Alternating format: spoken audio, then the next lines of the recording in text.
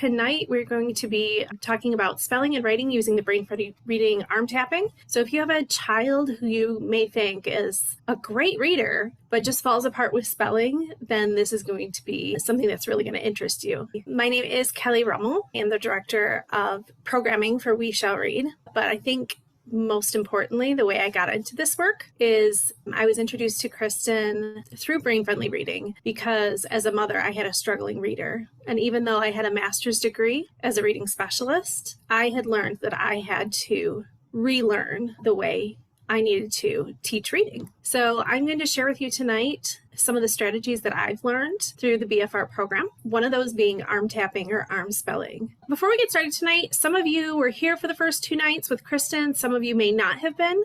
If you were not here for the last 2 nights, I invite you to go to the We Shall Read YouTube channel where you can see night 1 and night 2 where Kristen presents more of like the foundation of how we're getting to today. So everything that we've talked about so far is built on each other. Think about this, even though I'm going to be repeating some of the information that you've heard tonight, it takes up to 4 repetitions for a gifted student for information to be stored in long-term memory. That's for a gifted student. For a typical student, it takes up to 14 repetitions with work before that information gets stored in long-term memory. It can take up to 40 repetitions with a struggling student and up to 200 repetitions for a student with dyslexia or a learning disability. And I know that I have worked with some kids who need more than 200. And I think my son was probably one of those kids. So as frustrating as that can be, just realize they need a lot more repetition. So I'm going to reference back to this slide called The Ladder of Reading and Writing. And this was created by Nancy Young. And she created this just to give you an idea of the effectiveness of reading in our schools. So basically, she had found that 5 to 10% in this bright green area, learning to read seemed absolutely effortless. Those are your kids who they're 3 years old, they just picked up on the alphabet, they figured out how to put the sounds together, they just started blending sounds, they pick up their little readers and they just start reading. And it was like everything connected all at once. Now I have to tell you, my oldest son was a child like this. At 3, he taught himself to read. Of course, I was thinking that, being a first-time mom, that it was all me and I'm a reading specialist. And so of course he's going to be an amazing reader. And so I'm convinced that's why I had my second child to very much humble me. And so I learned quite a bit from my second son. So she found that really the kind of instruction those kids need, it really doesn't matter. They're just going to figure it out. Their brains are already hardwired to figure out this code that we have in our language. And then we have this like light green, light orange area where about 35% learn to read. It's pretty easy with broad instruction, but they would benefit from some explicit instruction for spelling and writing. So these are the kids that do quite well. You teach them the letter of the week. They learn pretty easily. They remember it. They don't have any issues. They go on and they seem to be progressing just as you would want them to without too much intervention. And then we have this orange area where she says 40 to 45% of our students lie, and that learning to read, spell, write proficiently requires code-based, systematic, and explicit instruction. So it's essential for them to have it. And then we have our 10 to 15% in this dark red area. These are our kids where learning to read, spell, write requires a code-based, systematic, explicit, intensive instruction and frequent repetition. Going back to that slide I had just shown you before, frequent repetition. So these are our kids who may be dyslexic, they may have other language barriers, they may have other educational disadvantages, things like that, where they may have IEPs and things like that, or in special education, okay? So if you put these 2 groups together, this 40 to 45% and this 10%, you get anywhere from about 50 to 65% of kids who really, a structured literacy approach has to be given to them in order for them to succeed. The rest of them, about 40% or so, 40, in that green area, they're gonna be okay, regardless of the kind of instruction they're gonna get. But the great thing is, Now that we know how the brain learns how to read, we can teach all children, and all adults even, how to read using the same methods, and it's beneficial for everyone. All right, so if you want to know more about what is actually happening with how we got into this mess in the first place, I encourage you to listen to this short podcast done by Emily Hanford. Reading in all cultures relies on the same brain mechanisms. Reading requires specializing the visual system for the shapes of letters and connecting them to speech sounds. And teaching letter-sound correspondences is essential. So if you weren't with us last night, Kristen went over how we teach these letter-sound correspondences in the Brain-Friendly Reading program, how it gives the kids such an easy way to practice their letter-sound correspondences and feel very successful with very little effort in preparation on the teacher's part or the parent's part. And the kids really enjoy doing this. It doesn't take very much time out of your day at all. So what he has found is that once these correspondences are learned, self-teaching can occur. That children, once they understand the sound letter correspondences, they'll start understanding how to put this together and break the code of our language. If you are a skilled reader, it comes with many different skills in place. One kind of skill would be called word recognition, another one called language comprehension. And really in the Brain-Friendly Reading program, a lot of what we focus on is building this word recognition. And there's 3 strands under there: building the phonological awareness, building the ability to decode and spell, and sight recognition. And when we say sight recognition, we don't mean sight words like you may be familiar with in other reading programs. What we're saying here is that we're training the brain to see patterns in words so that it can automatically and on sight recall how to immediately decode those words or what that word may be. So the last few nights, we have talked about the principles of structured literacy and what we need in order to build literate children. And really the base here for that is the phonological skills. The beginning of reading is actually hearing. On top of that, we have that letter sound connection. See the letter X, they immediately think it says X. And really, the idea here is that we have automaticity so that we can quickly and accurately recall these sounds. So we're going to build on those 2 ideas today and learn how we can do this for spelling and writing. So we have a couple different ways that we can help children spell and write well. And the strategies that we use from the Brain-Friendly Reading program include arm tapping. So if you were with us last night, in the last 2 nights, we talked a bit about arm tapping. Arm spelling is another thing that we use. The use of letter tiles and the use of game boards. So those are the 4 things that we're going to be talking about tonight. So if you haven't been with us, arm tapping or arm spelling looks like this. When I say a word to a child like cat, they're going to put each individual sound on their arm like this. K, a, t. The beginning sound goes at the shoulder, the middle sound goes at the elbow, and the ending would go on the wrist. So another one would be like map. A, p, map. Children come to us at all different stages of their abilities. And so you might have a child who comes to you who is not yet able to do that thing called arm spelling. If that's the case, if we talked about how to play a game called Secret Decoder Game, that really helps the children be able to hear the individual sounds in our words. Arm spell the word shop. Shop. Yes. Now spell shut. Shut. Rush.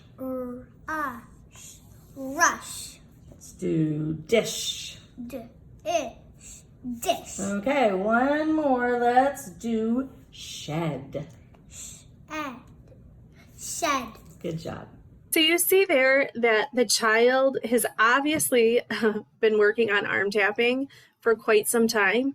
So they aren't exactly putting their hands on their shoulder, their elbow, their wrist, that kind of thing.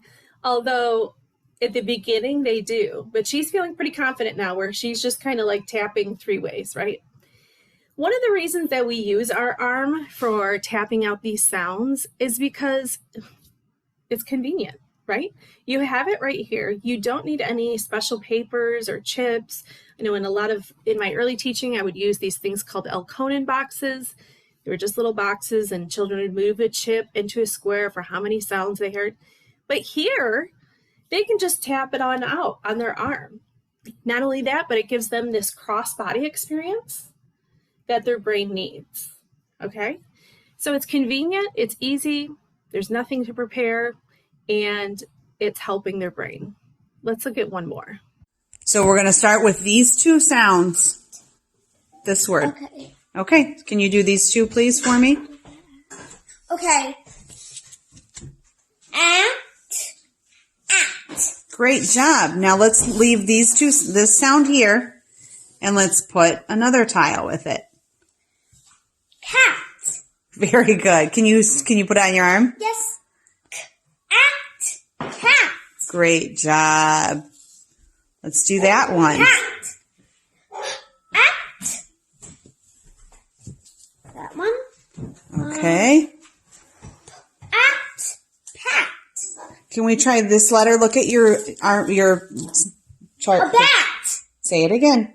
At. Bat. Great job. And let's do one more. At. Mat. Good job.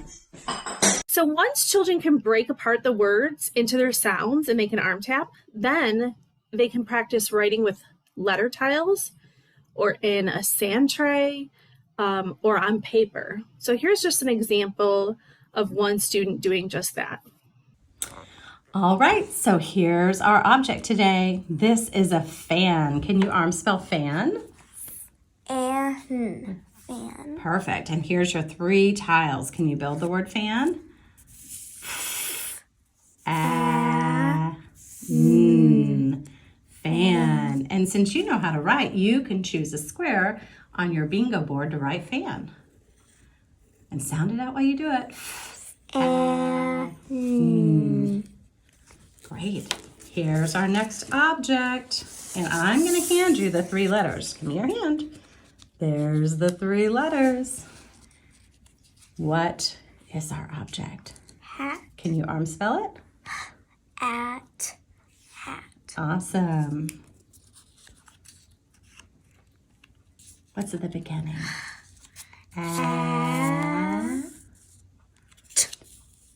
Great.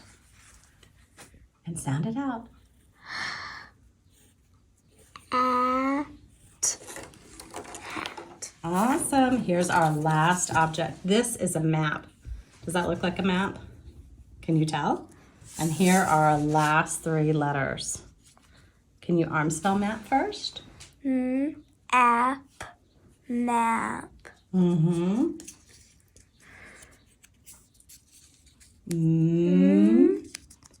App. Map. App. Great. We could keep building words and filling in our bingo board and then play bingo. That would be fun, wouldn't it? Awesome. You see in this example, 1, the letter tiles are actually just tiny little pieces of paper with letters on them. The whole idea of the brain-friendly reading program is that you don't need to be spending a lot of time or money on flashy materials in order for this to work. So if that is a hindrance, we try to make this very accessible to everyone. So if you have paper and pencil, you're good to go. And you can see how she limited the amount of tiles that she gave to the child. And notice the child was first building it with letter tiles and then doing it with writing it on a bingo board. Because later the idea is that they're going to play a game with these. So another way to scaffold. Today we're going to build some words that go with our object. Can you tell what this object is? A teacup.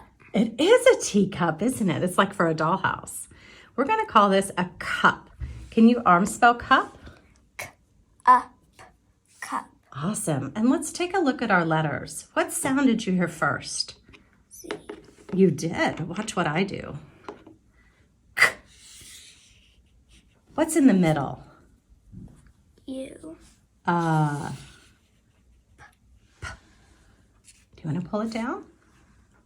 Great job. I'm going to put it just like that. Here's our next object. This is a bug. That's a scary looking bug, is it? You wouldn't want to find that in your bed at night, would you? No. Can you put your bug right here? Arm spell bug for me. Bug. Bug. Awesome. What comes at the beginning? B. What's in the middle? And what's at the end? G. Great job. And if that was tricky for you, I can be arm spelling with you, giving you the sounds. Let's pretend like you have a hard time doing this one, okay? This is a nut. It's called an acorn nut. Have you ever seen one of those before? You have. Awesome. Let's put it right here. Nut. Can you arm spell nut? Nut. Great job. What's at the beginning? What's in the middle? What comes at the end? T. T. We can sound it out together. And that's how I can help you if it's tricky for you. You spelled cup. Bug. Nut. Great job. So you can see there's an example of one, not only does she have many tiles out, but she's describing to the child exactly how she wants the child to pull down each letter and say the sound of that letter as they're moving it in place. So instead of saying, which is very common for our kids when we say k, they go, oh, see. What we want them to do is just be able to say the sound and bring it down. Obviously, if they're already touching the C and bringing that down, they know that that is the shape C that says k. And you can hear when she said, what comes next? And the child said, you. And we want to correct the child and say, what do you hear? And then again for the last sound, p. Now, as she was showing you, if the child was really struggling with this, we would be arm tapping with them. So for example, bug, we'd arm tap it first, b. And we'd say, oh, find b for me. And as she pulled down the B, b, and put that in place, give her the sound. What do you hear in the middle? Very good. And then she would be bringing the down into place. And then again, what do you hear at the end? Remember, b-ug. So if a child is really struggling with each of those, you would go ahead and arm tap your way through that again, each individual sound, and matching that up. And one of the videos you saw her writing to fill in a bingo board, but tonight I'm going to share with you how you can use that arm tapping and that arm spelling in order to make a game board for your kids. This is a blank game board, very simple and easy to use. Basically, all we do with the children is we tell them a word. For example, let's say we're working on short O words. And let's say the next word is top. They would tap it out, op, top. Choose an area where they want to write top. What do you hear first? T. What do you hear in the middle? Ah. What do you hear at the end? P. Right? Now, this is a great activity for a child who may be a little bit older, who has the ability to write many words, right? Because we have a lot of different spaces here. Another way that you can do this is to add a few spaces in here to make it a little bit more challenging, like a +2 or a -1 or a -2 +1 kind of thing. So there's a few extra squares that are taking up that they don't need to write a word in. So you would go around and have the child continue filling in these spaces with their words. The reward is getting to play the game. So the children would then grab anything really to be their game piece. Sometimes I just use like little math counting chips. You can just use any little toy or any little thing that you have to use as a character to move along your game board. And you can use a die, just roll the die, or you can use a spinner, whatever suits you. And they move that many spaces. 1, 2, let's say. And they read their word. Okay. Now, if you have a child where this seems to be they need a little bit more challenge, one of the things that you can do is, let's say they rolled, let's say a 6. 1, 2, 3, 4, 5, 6. Instead of just hopping right over to that thing, they would have to read every word along this path. Okay. And then they get to the end if they needed a little bit more challenge like that. So that's just one way that you can use the game board. Another way that sometimes we just like to spice it up with some kids is you can always decorate it with stickers and make it thematic. Any kid who takes ownership of their work is that much more inclined to want to do the work. So if you go to the dollar store and just pick up some Disney princess stickers, they are way happy to be able to create this beautiful Disney princess game board, okay? And they'd love to play it with mom or dad or older brother or sister or whoever is available. And what an easy way for a family to be able to get involved and practice with their kids.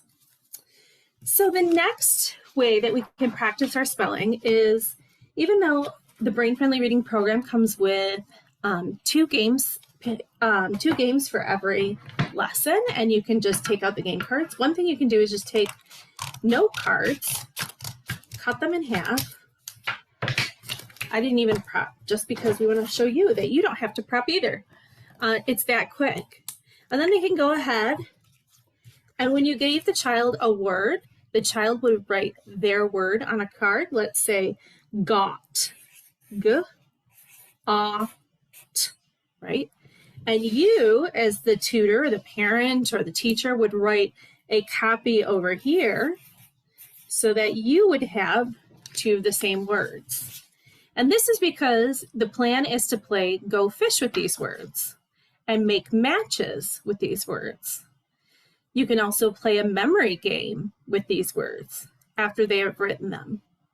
But the idea is to get them to write it as well as read it. Because we know in the brain, if the brain can encode these words, another fancy word for spelling these words, then they can read these words. Now, in many classrooms, traditionally, there's been like a memorized list of spelling words that came home. And this is a great way, instead of bringing home a memorized list of words, to focus on one skill, like short O. So, for example, you would continue all week practicing short O words like pop, p, aw, p, right? Here would be the teacher deck. And you wouldn't necessarily have the children memorize a list of spelling words that week. You were just looking to assess, can they hear the ah in the word, and can they build words with short O, ah? So you could give them a bunch of different words. Once the kids realize that they've been working on skills like this, and they can build a multitude of words, they get really excited thinking, wow, I walked in here thinking I didn't know how to spell, and I do know how to spell. I can just use my arm, tap it out, and match it to the symbol that I know, the letter that I know, and I can spell. So there comes a lot of empowerment with this as well, because the students will start using arm spelling quite a bit. You can see it's a really empowering tool for the kids to be able to use, because what some of the teachers have reported to us is not only are they doing it during spelling time in the classroom, but let's say they go to art class and they're writing something and they want to know how to write something. Guess what? They have their arm and they just start tapping stuff out and they just start writing, and they realize I can write and I can spell. And so they feel really empowered. This is the lesson sequence we have for our work. Kristen had talked to you last night about tapping the chart and sound dictation. And today I kind of got into a little bit of word study. by using arm tapping and arm spelling to make game cards and game boards. And tomorrow night, we're going to talk a bit more about meaningful repetition through our games. And I'm going to be teaching you a bunch of different games that you can play with your kids.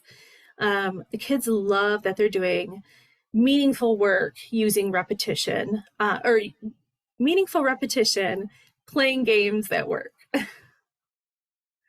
So you can find more games and lesson plan pages and books at the brainfriendlyreading.org shop. Same with weshallread.org.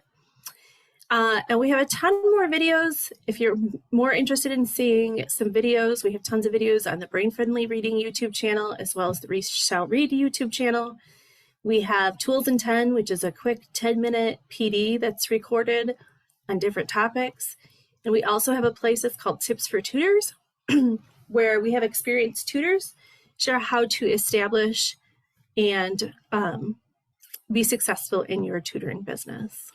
You can always find us on Facebook, Instagram, and TikTok. One person asked, what if the students don't know that the blends go together? So for like clip, they said, would you do the 4 sounds? So if you could answer that for them. I sure will.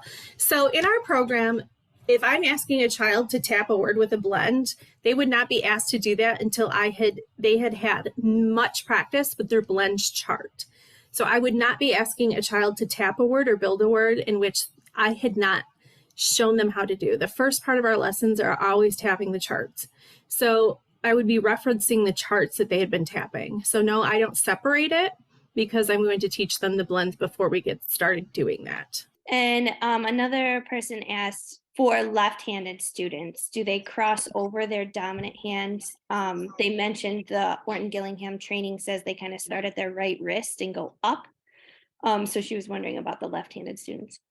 What we do is we actually tell the students to tap with the arm that they write with. That way, when they go to start writing their words, they already have their writing utensil in their hand. So if they are left-handed, then we would have them tap their left arm so that they're already ready to go and start writing instead of tapping one way, up, and then picking up our pen and then going to write. This way the child's just already ready. And the kids tap so much that they're used to, like, you saw the kids in the video barely tapping like this, and then they'll write really quickly what that word would be. And so Chelsea, I know you've been using this in your classroom, and you're going to talk more about this next week when you present to us about how you use this in your kindergarten classroom.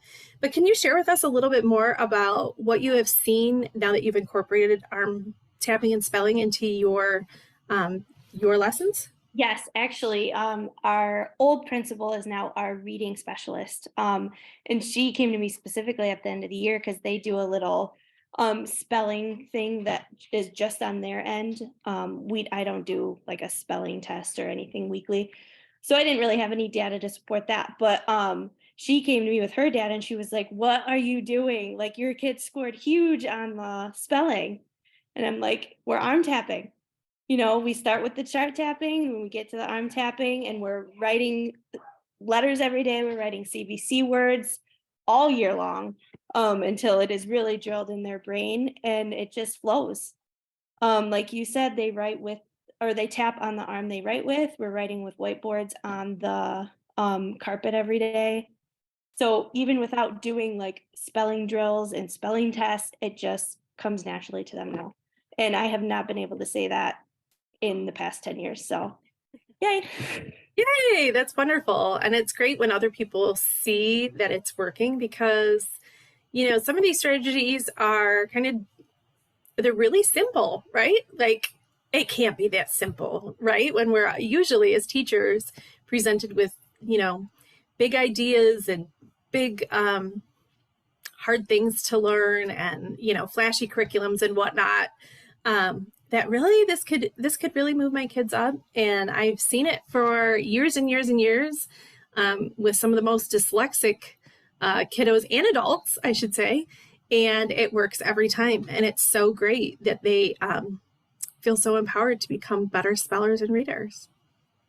Yes, I'm very excited to share next week with all my kindergarten peeps about how awesome this program is, and I have a lot of data to show that proves it. And it, like you said, it's super simple. It takes me 10 minutes to prep for a whole week of small group lessons, whole group lessons. It's just right there for you. So I can't say enough good things about it. Perfect. I can't wait to hear all about it and how your year has been using brain friendly reading.